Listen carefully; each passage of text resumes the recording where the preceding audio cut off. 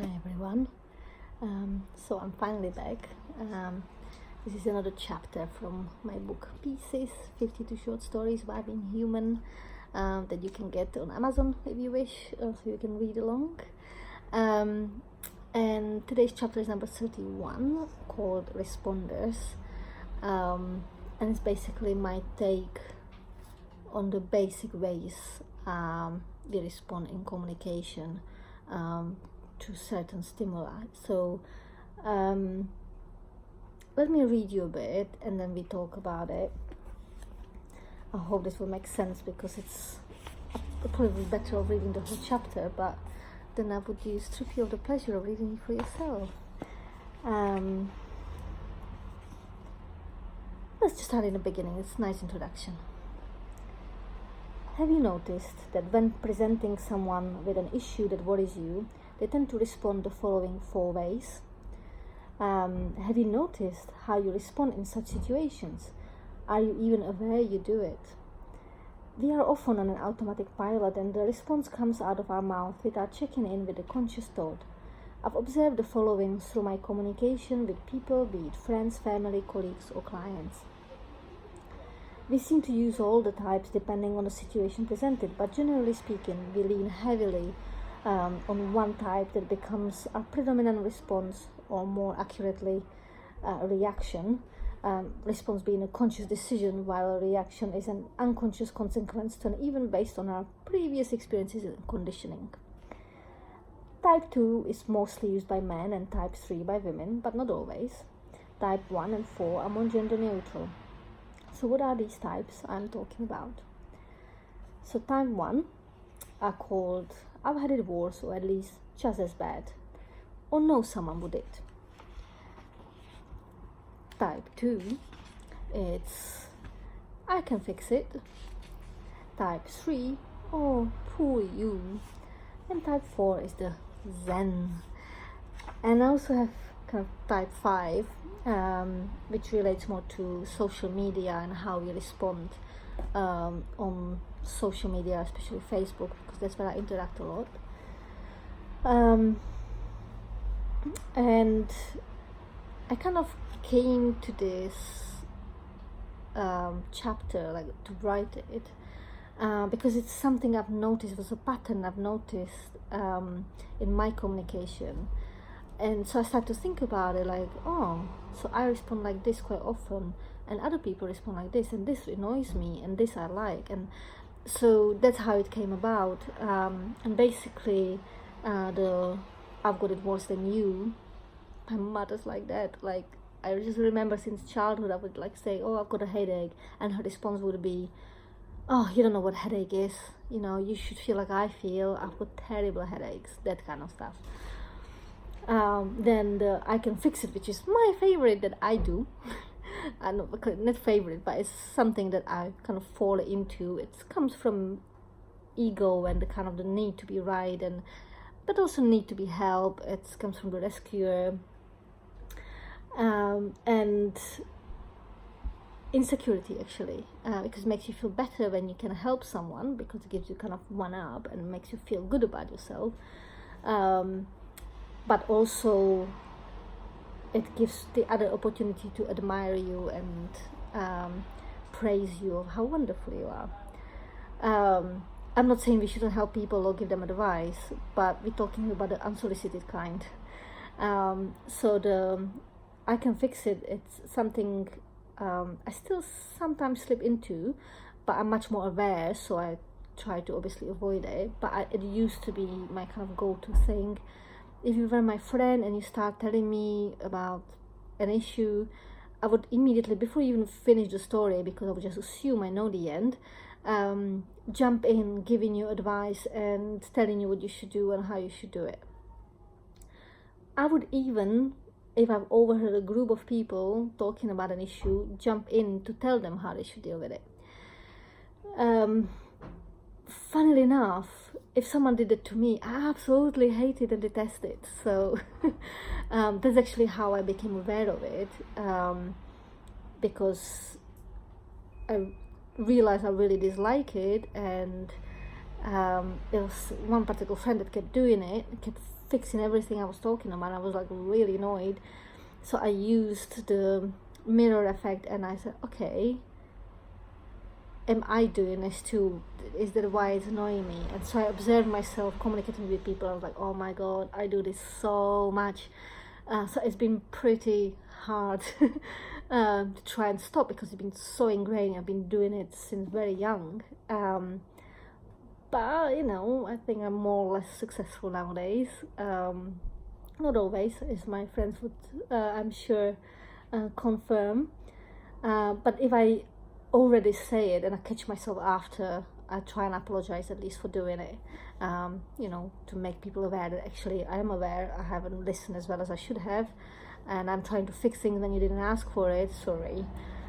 There's still times when I don't even notice and maybe realize quite, you know, considerable time later, but that's life. I'm not perfect, I'm human, but at least I have the awareness. The third type, the Opu, I used to do that when I was younger, quite a bit, and it's the kind of the colluding with people's stories, because we create stories about things, you know, when we don't know, we try to fill the gaps, not necessarily by finding facts, but making our own up.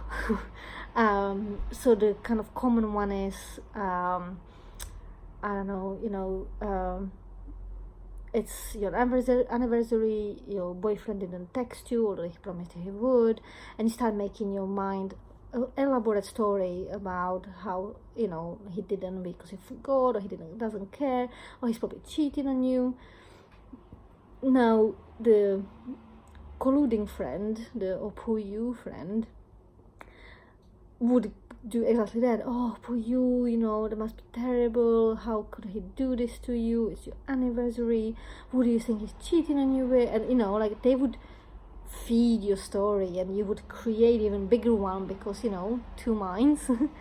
And then the poor soul would come home, not knowing what hit him, because you would just immediately plunge into an argument, not even given a chance to explain what happened, because in your mind you already know.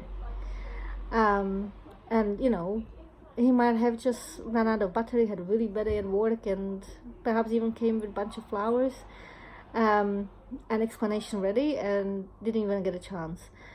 So this can be really unhealthy. This kind of colluding and exaggerating the existing feelings.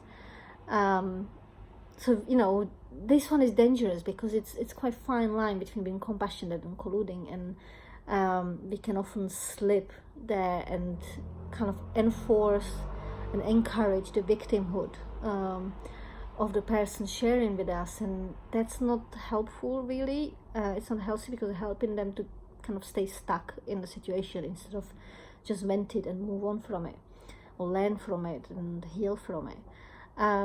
So that's where the Zen, the number 4, comes in, which is the type I aspire to be and work really hard on being, and that's the kind of people I like to have around me. That's the kind of person who will listen to you really intently. They will really listen. They will not interrupt. They only offer advice if they ask for it.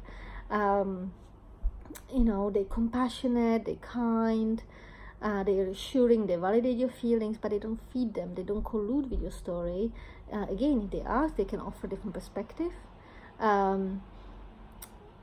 but, you know, they have this kind of wisdom about them, because they take time to think about things, instead of their ego pushing the answer, I can fix it, or this, oh, poor you, let me help you be a victim.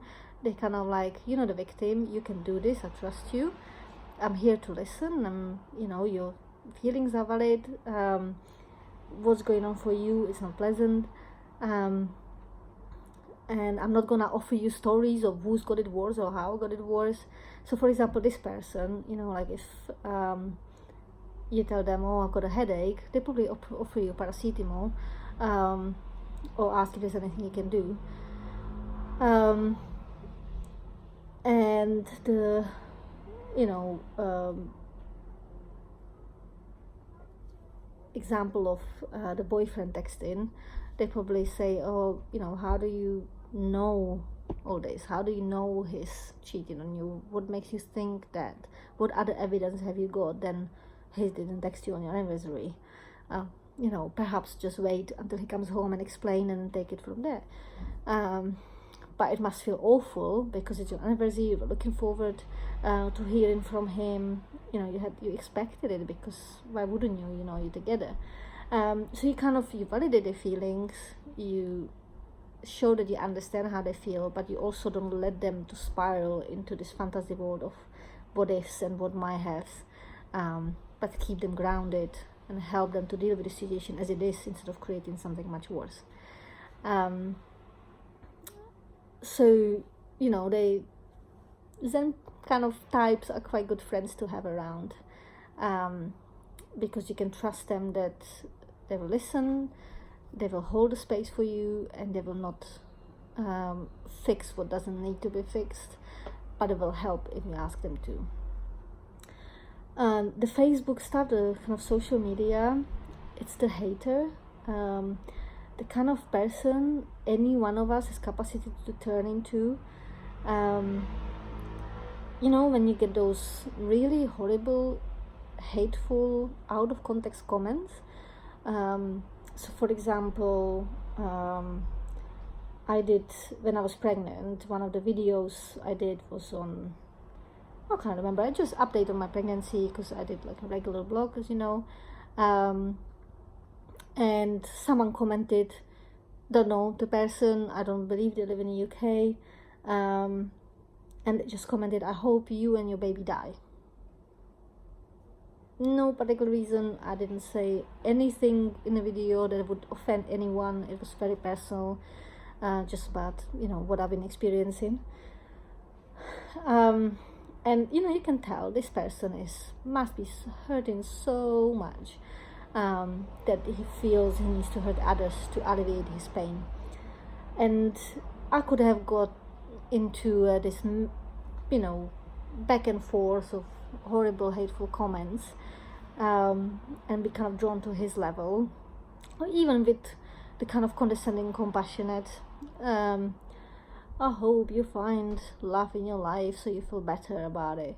Instead, I just chose not to respond to it.